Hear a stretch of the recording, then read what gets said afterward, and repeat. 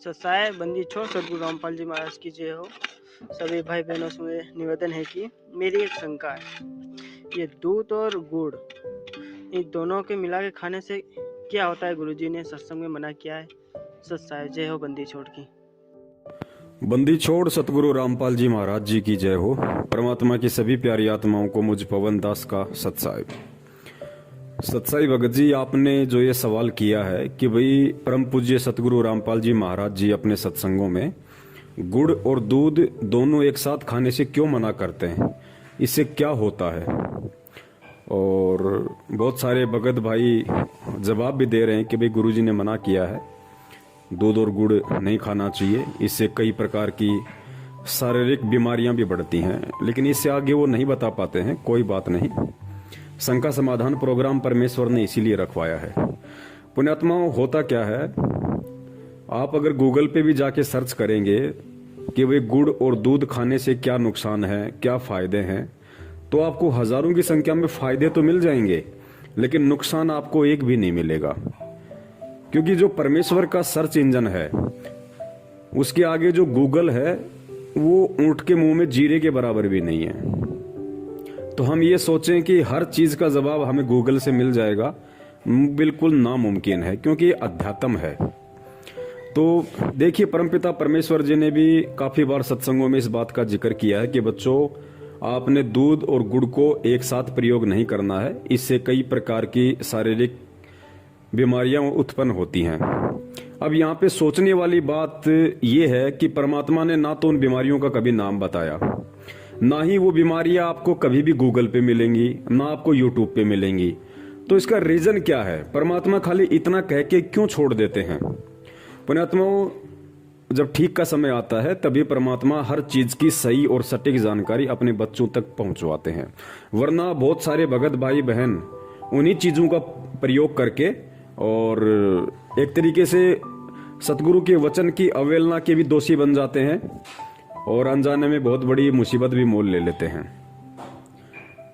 इसका रीजन जो है मेन, दूध और गुड़ को एक साथ ना खाने का, वो परमेश्वर का एक संकेत है।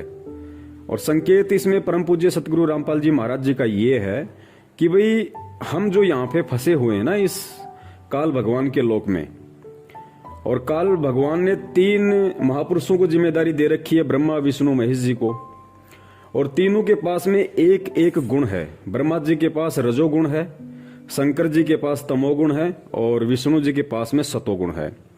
इन तीनों गुणों में से भी यदि जीव को सबसे ज्यादा भक्ति मार्ग में कोई बाधा उत्पन्न करता है, या यूं कह लीजिए कि परमपिता परमेश्वर कबीर साहिब जी के सत भक्ति मार्ग में यदि रजगुण तमोगुण सतोगुण इन तीनों में से यदि कोई ज्यादा जीव को प्रभावित करता है तो वो है रजोगुण, ब्रह्मा जी का रजोगुण। अब रजोगुण में काफी चीजें आती हैं, संपत्ति वगैरह जमा करना, माया वगैरह इकट्ठी करना, गाड़ी घोड़े आदि में रुचि आसक्ति, ये सब जो है ये रजोगुण में आते हैं। और एक जो रजोगुण हम जानते हैं कि वे रजोगुण का जो मतलब होता है वो होता है काम वासना। तो यही वो मेन रीजन है कि गुड़ और दूध का दोनों का एक साथ प्रयोग करने से जो रजोगुण होता है वो बहुत ही बड़ी मात्रा में वो पैदा होता है जीव के अंदर, यानी काम वासना के प्रति जीव की उत्तेजना बढ़ती है। और ये जो काम वासना है, जो रजोगुण है, यही परमात्मा कबीर साहिब जी के भक्ति मार्ग में सबसे बड़ा गुण है। तमोगुण फिर भी इतना जीव को प्रभावी नहीं करता, सतोगुण फिर भी इतना प्रभावी नहीं करता, लेकिन जो रजोगुण है, इस रजोगुण के प्रभाव से स्वयं ब्रह्मा विष्णु महेश तीनों भी वंचित नहीं है।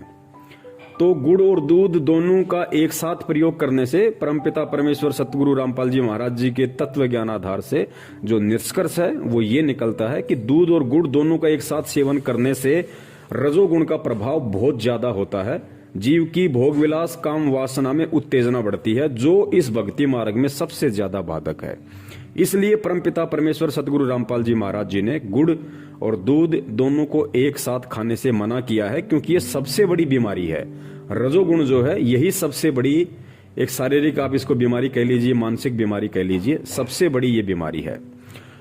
परमात्मा ने खुल के इसलिए नहीं बताया कि आप देख रहे होंगे कि आज संगत में कितने भगत हैं जो ज्ञान को आधार बना के जुड़ते हैं, कितने लोग देखा देखी में जुड़ रहे हैं। तो अगर परमेश्वर इन बातों का पहले जिक्र कर दें कि भाई गुड़ और दूध खाने से रजोगुण बहुत ज्यादा बढ़ता है, सेक्स के प्रति बहुत ज्यादा जीव की कामना होती है, इच्छा होती है, तो आजकल तो बहुत सारी दुनिया ऐसी है वो तो सेक्स बढ़ाने के लिए पता नहीं मेडिकल से कैसे कैसे टेबलेट खाते हैं, दवाइयां खाते हैं कि हमारी सेक्स पावर बढ़े, हमारी काम वासना बढ़े।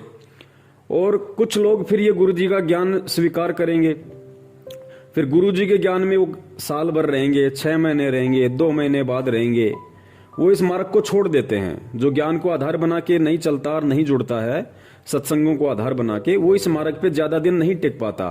उसके बाद फिर उसके मन में काल वही रजोगुण वाली प्रवृत्ति पैदा कर देगा। तो फिर वो क्या करेगा, उसको मालूम पड़ जाएगा कि भैया रजोगुण कैसे बढ़ता है, काम वासना भोग विलास के प्रति इच्छा कैसे उत्पन्न हो, कैसे मतलब आप लोग जान सकते हैं। तो फिर वो दूध और गुड़ को ज्यादा मात्रा में खाना शुरू कर देगा, जो परमात्मा के भक्ति मार्ग में सबसे ज्यादा बाधक है। लेकिन अब ठीक का समय है, अब परमेश्वर की वो आत्माएं धरती पे हैं जिनका मकसद वास्तव में अपना मोक्ष करवाना है, तो उन आत्माओं को अब इन चीजों से कोई मतलब नहीं होगा। तो जब ठीक का समय आता है तो परमात्मा अपने जो भी संकेत होते हैं, इशारे होते हैं, अपने ही बच्चों को निमित्त बना के वो भगत समाज में हर जगह परमात्मा प्रचारित करवाते हैं और करवाएंगे। तो यही वो मुख्य कारण है गुड़ और दूध को एक साथ ना खाने का। सतगुरुदेव जी के सत्संगों का जो निष्कर्ष है, इन दोनों को एक साथ खाने से जीव में रजोगुण की मात्रा ज्यादा उत्पन्न होती है, जो इस भक्ति मार्ग में सबसे ज्यादा बाधक है। सत साहिब जय हो बंदी छोड़ के। तन मन शीस ईस अपने पे, तन मन शीस ईस अपने पे, पहले में चोट चढ़ावे जब कोई राम भक्त गत पावे हो जी, जब कोई राम भक्त गत पावे हो जी। तन मन शीस ईस अपने पे, तन मन शीस ईस अपने पे, पहले में चोट चढ़ावे जब कोई राम भक्त गत पावे हो जी, जब कोई राम भक्त गत पावे हो जी।